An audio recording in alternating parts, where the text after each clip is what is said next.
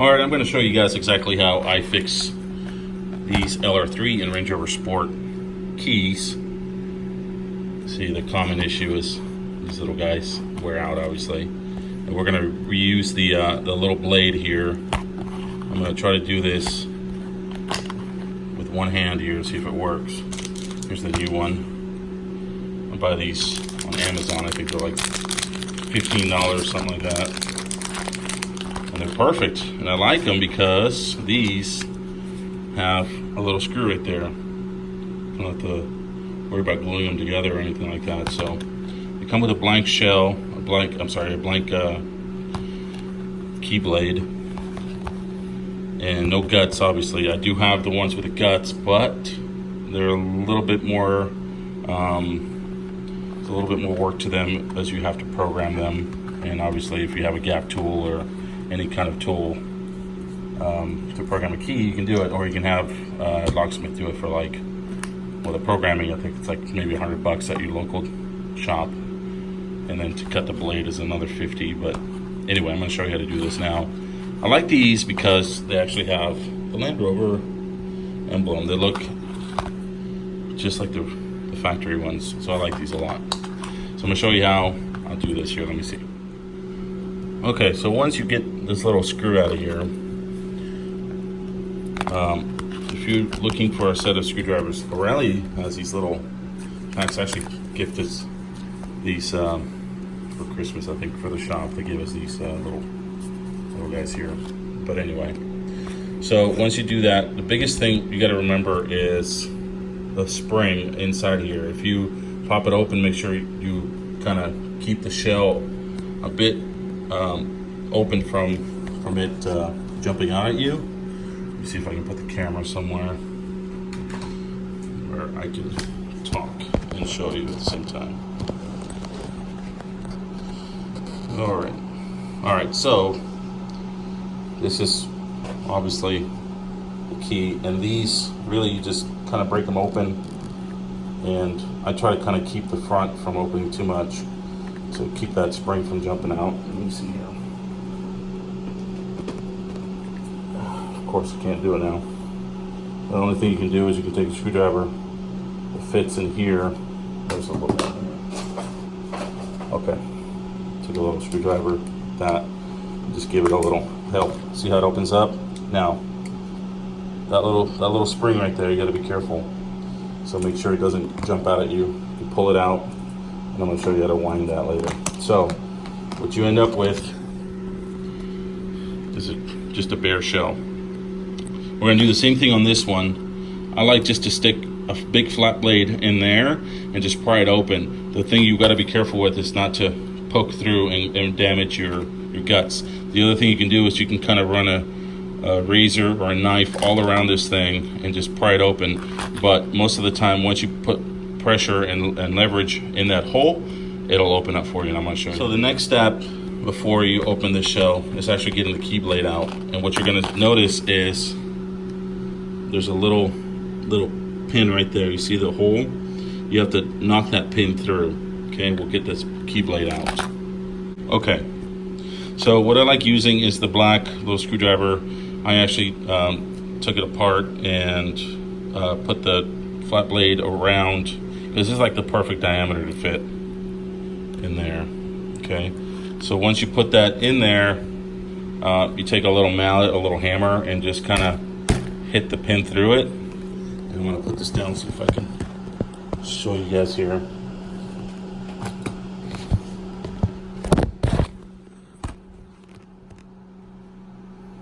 Okay, let's see here. All right, so you're going to see a little pin coming out of the bottom there, and put a piece of wood or something underneath it to grab that pin. It will come out. Now, once you have it out about that much, you just take a pair of pliers and just pull it out, and there you go. Okay. All right. So now you got that, we can pry this thing apart, and I can just jam a screwdriver in that area there and see if it'll pry open for us. Really, the shell doesn't matter anymore. This is trash anyway, so you know, sometimes you can save this little spring and reuse it, but you don't have to. So you start just to see it kind of coming apart there.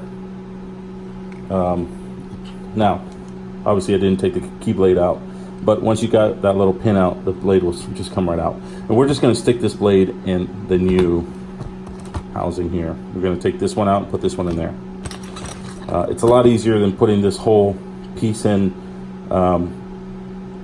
this piece into the new key, because it's got a different diameter, a different bore, so it's not going to work. So this is a lot easier, a lot quicker to do it this way. Otherwise, you got to trim your area around your key here, and that kind of can be a pain in the butt. So I've done probably 50 or 60 of these keys in the last year, and this has worked every single time for me, and this is the best way I know how to do it. So anyway, you see that key just came apart. This is what you want. This is basically trash now, so put that aside. Now, let's say your key battery is bad. This is the perfect time to change it, okay? You could take this to any, I don't know, we use a place here in town that fixes car radios or clusters, and they'll resolder a new battery in there for you. And you can buy these batteries on eBay for, I think, 20 bucks, maybe less. But this one works fine. All the buttons work. Make sure everything's still working. You take your new shell, you stick it like that with the battery facing down, okay? Just like that. And the next thing you want to do is go ahead and take this blade out, blank blade out, and then go from there. Blade, or the flipper thing. This is the key blade that came out of that. This is the old one. We're going to stick right in there. Now, here's the thing.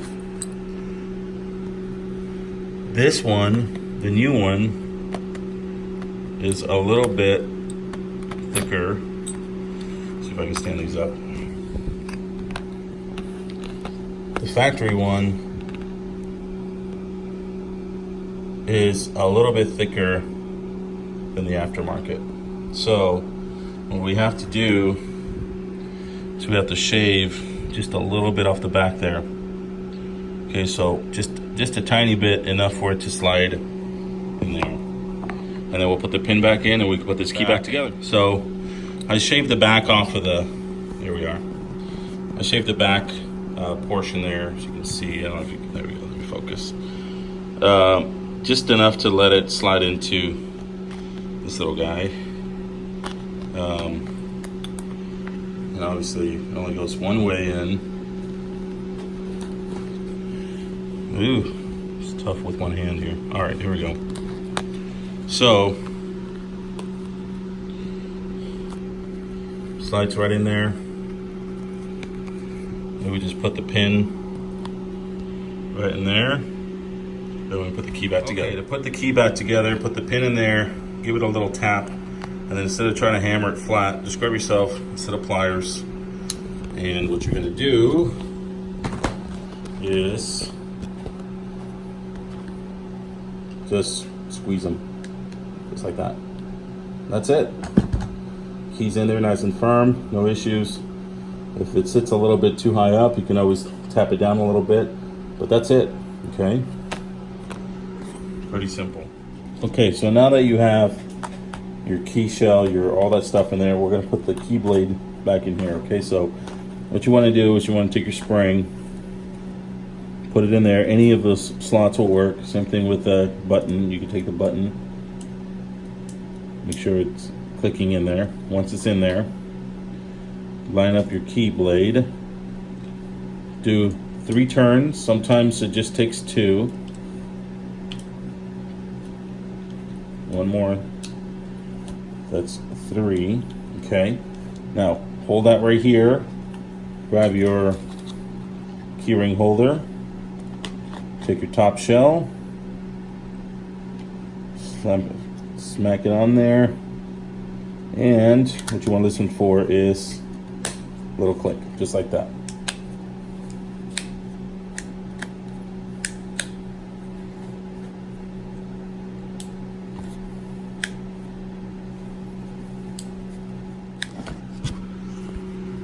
that is it, guys. That's how we rebuild a Land Rover LR3 or Sport key fob. Pretty simple, pretty quick, and really, really cheap considering a new one will run you probably $300+ at the dealership. So there you go, easy peasy.